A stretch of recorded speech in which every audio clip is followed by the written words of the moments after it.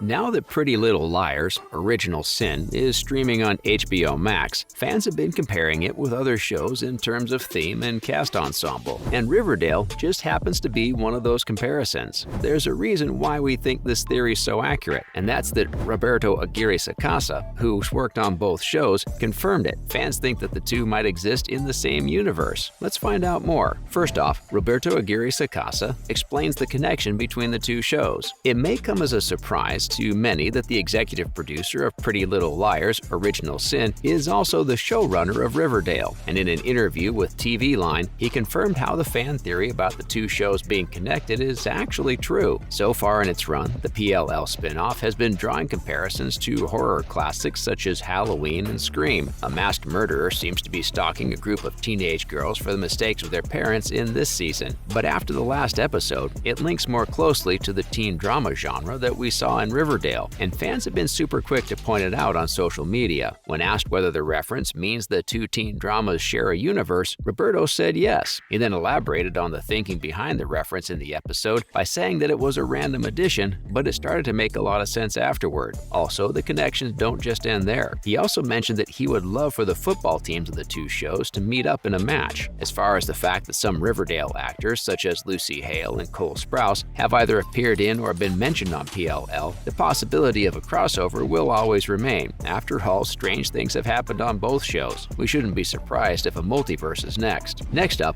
what was the reference that led fans to develop this theory? Those who haven't seen the PLL reboot yet might be wondering what this reference is. Well, in a recent episode of the new series, the Liars pay a visit to Rosewood, the location where the original show took place. They find out that several patients from the local sanitarium had been sent to the Sisters of Quiet Mercy over in Riverdale. Now that's a clear reference to the CW show in which the Sisters of Quiet Mercy is featured as a home for troubled youths and orphans. While nothing else was name-dropped or featured, this was enough to convince fans of the connection. Even Lindsay Calhoun-Bring, the co-creator of the PLL series, joined in on the fun and revealed that she would also love a world where all the connected shows come together. She suggested that Lucy Hale could even play both her Riverdale guest character Katie Keene and her PLL regular Aria Montgomery. If it were another show, the possibility would be unlikely. But with Riverdale, nothing's ever off the table, right? In fact, this was proven with the absolutely bonkers Riverdale Season 6 ending. Still, even taking away the CW's established tendency towards ridiculous storytelling, the adaptation also recently delivered a long-awaited crossover with Chilling Adventures of Sabrina. Kiernan Shipka was brought back to reprise her role. Given that the creative team of PLL is down for it, perhaps the two worlds will actually collide someday. Plus, Pretty Little Liars: Original Sin has comparisons to its predecessor as well. The PLL spinoff has yet to confirm any direct ties to its predecessor show, but that doesn't mean fans of the original series aren't on the hunt for Easter eggs. It's been over 5 years since the Freeform series ended, and now the reboot contains a set of whole new characters with a different storyline. It adds a generational twist, connecting the frightening occurrence these young girls are experiencing to a tragic event their parents witnessed 20 years ago. But there are still similarities. For example, both shows are set in Pennsylvania. Just like the original PLL was set in Rosewood, a fictional town close to Philadelphia, this one's location, Millwood, is described as being a blue-collar town close to Rosewood. Who knows? Maybe we'll get to see a glimpse of Rosewood since the two locations are so close. Also, the mysterious villain A is back. Fans may remember that this was the primary conflict of the older show. This time, the stalker seems to have ditched the red coat and all-black outfit for a far more sinister look that includes a mask with no face. They have the same habit as the original A, which is signing their threatening texts with the initial. It's easy to see the parallels between the new gals receiving their first text and the original group all those years back. So Original Sin isn't just similar to Riverdale, it also has a lot in common with the former PLL show. Next, Riverdale's recent season ending and what we think it means. The final episode of Riverdale Season 6 came out on the 31st of July and grabbed quite a lot of people's attention. Just as expected, it was quite eventful to say the least. Let's discuss some of the things that happened and what we think they mean for the upcoming final installment. Beware of spoilers because we'll be diving into details. With Bailey's Comet hurtling toward the town and a barrier holding everyone inside, time was certainly running out for all the characters. The stakes had never been higher than, and everyone was trying to rise to the occasion while making time for what mattered most to them. Ultimately, Cheryl's Phoenix powers, combined with everyone else's, managed to pull the comet off. In an emotional and unforgettable musical performance, everything went down, and while the world didn't technically end, what happened next was weirder. Everyone's memories were lost. Archie woke up in the next morning as a teenager in 1955. The only person who seemed to remember anything from before the blast was Jughead. Now, we think that this is all a result of Tabitha's time travel abilities getting into the mix. That might explain why he's the only one with his memories intact, because his mind does have reading and portal creating abilities. So it's definitely going to be exciting to see what happens next. Will they all spend the entire season finding their way back to where they were before the comet hit? Guess we'll have to find out next year. And now for some other related news. First off, PLL Reboot star Chandler Kinney addresses a fan theory about the villain. Chandler Kinney, who plays Tabby in the show, recently appeared on Robert Peter Paul's podcast. Here, she gave her thoughts on the popular theory that Lucy Hale's character Aria from the former show has taken up the role of franchise villain A here. She said she obviously can't answer any questions related to the plot right now because that would give away the whole thing, but since they're all in the same universe, anything can happen. This means she's choosing not to comment on the accuracy of the theory directly, so there's a 50-50 chance it could happen. But what are the odds of this? The showrunners are probably too busy introducing new characters and storylines to bring up people from the previous installment. Still, it would be thrilling for viewers to see Hale's Aria make a comeback as a villain. Also, a copy error at the end of episode 7 wrongly led fans to believe it was the series finale. Immediately after episode 7 of the show was released on HBO Max, viewers retreated to the usual promo for the next batch of episodes. What they weren't expecting to see, however, were the words series finale, yet there they were, written in blood on the screen. But it turns out the use of these words was merely a copy error and wrongly edited into the episode. The finale is only being considered the end of season 1, so that's nothing to worry about. No decision has been made about future seasons of the HBO Max drama as of yet, so should wait till an official announcement is made. In the meantime, fans can anticipate the final 3 episodes of the season, which drop on the streaming platform Thursday, August 18th. Lastly, Riverdale star Lily Reinhart's film Look Both Ways released on Netflix. Just recently, on the 17th of August, a new romantic comedy hit Netflix platform, and it's directed by Wanuri Kahiu, who has teamed up with the debutante screenwriter April Prosser. The film follows Lily's character as she contemplates the choices in her life after graduating from college. According to the award-winning director, it's said to be about women's resilience and striving to be the best in whatever they do, be it being a single mother or an upcoming artist on the lookout for a breakthrough. It kind of runs in 2 parallel realities, one where the protagonist becomes pregnant and is forced to stay a single mother in her hometown, and one where she moves to Los Angeles to pursue her dream career as an artist. The film's now available to watch on the streaming platform. And that's a wrap for this video. What are your thoughts on the connection between Pretty Little Liars and Riverdale? And do you like the shows individually as well? Let us know in the comments below. Do give this video a thumbs up, subscribe to our channel, and hit the bell notification for similar videos. See you in the next one.